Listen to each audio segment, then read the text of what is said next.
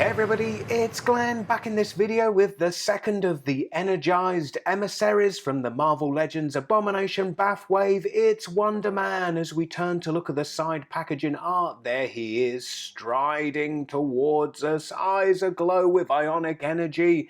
If I were you, I'd move out of his way. Then the other side of the packaging pictures the other energized emissary, Captain Britain, and there they both are pictured together on the packaging back.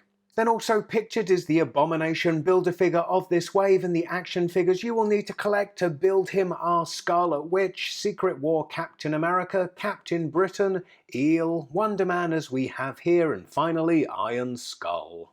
What with Wonder Man sharing packaging with Captain Britain, the bio is kept quite vague as to refer to both of them, and it reads, "Heroes from around the globe team up to vanquish evil wherever they find it." So here he is out of packaging, and I'll expand on the brief bio by saying that Wonder Man first appeared in Avengers #9 way back in 1964, granted superpowers of strength, speed and agility via a radiation treatment with ionic energy administered by Zemo. Further still, becoming a member of Zemo's Masters of Evil, albeit a reluctant one. He would meet his demise in combat with the Avengers, but not before they electronically saved his brain pattern, which Ultron would later steal and use as the template for the Vision. Eventually, Wonder Man would be resurrected, becoming an Avenger himself, best remembered, by me at least, as a fixture of the West Coast branch. Yet the version we are getting here is from the much more recent Uncanny Avengers comic, in which he was part of the Avengers Unity Squad, comprising members of both the X-Men and Avengers, in an attempt to heal the rift left by the Avengers vs X-Men storyline. Not that this new look is reinventing the wheel by any means. I mean, other than being without a belt, he could fit right into his comic appearances from 25 years prior.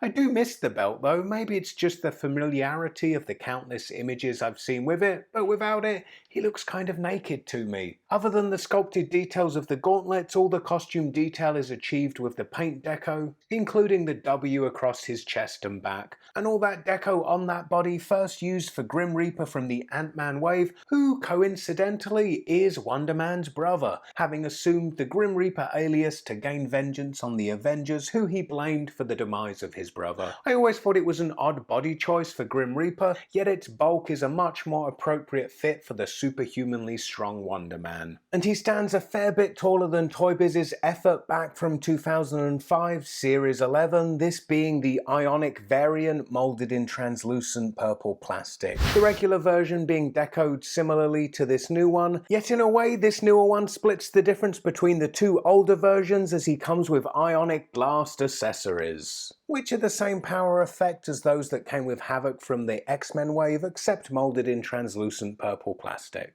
But then further still, to complete the look of Wonder Man blasting ionic energy from his fists, he comes with interchangeable hands moulded in the same translucent purple plastic. Actually, as I'm switching them in, I'm wondering if those hands are too small for this body. I suspect they might be Bucky Cap hands scaled for that smaller body. The effects do have a clip in their center so that you can attach them to the forearm. Does take a little bit of finagling, but once you get them in place, looks pretty cool. Taking a closer look at the head sculpt, and he has that heroically stoic expression that typifies many of the head sculpts of Hasbro's Marvel Legends. Then the deco completes the character's signature red eyes, defined on their top side by a nice fine black line. Then the hair does have some dry brushing to create more of a varied tone. Then here he is sandwiched in between the Secret War Captain America, with whom Wonder Man shares the same body. Then on the other side, Wonder Man's fellow energized emissary, Captain Britain, on the larger Hyperion body, bringing more beef.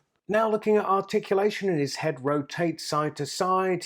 Ooh. Stiff neck hinge. He's able to bury his chin into his chest almost, and then looks up this far. At the shoulder his arms rotate, and then they move up to, well, about a right angle to the body. Then there's upper arm rotation, followed by a double jointed elbow, and then at the wrists his hands rotate, and then they're also hinge, moving down and up. He has waist rotation and then an ab crunch, which crunches this far forward and then this far back. At the hips his legs move out to the side, not particularly far but much further forward and only very slightly back. There's upper leg rotation followed by a double jointed knee, rotation at the top of the boot there, then his feet a hinge moving backwards and forwards, and he has that crazy ankle rocker pivot that I love, with this being his widest stance possible, still with both feet flat on the floor. So all things considered, and I don't think Wonder Man is essential, but if you wanted to fill out the ranks of your Avengers collection, you could do worse, and the silver lining here are the power effect accessories, which as with Havoc transform what would otherwise feel like a bit of a budget-saving execution of a character into something more fun for play and display. Anyway, if you miss my look at Captain Britain from this wave, click the video on the left, and if you want to dip your toe into the X-Men Marvel Legends, click the video on the right for ding ding ding ding ding ding. Iceman. And I hope to see you all next time. Oh, give this video a big thumbs up right now. Bye.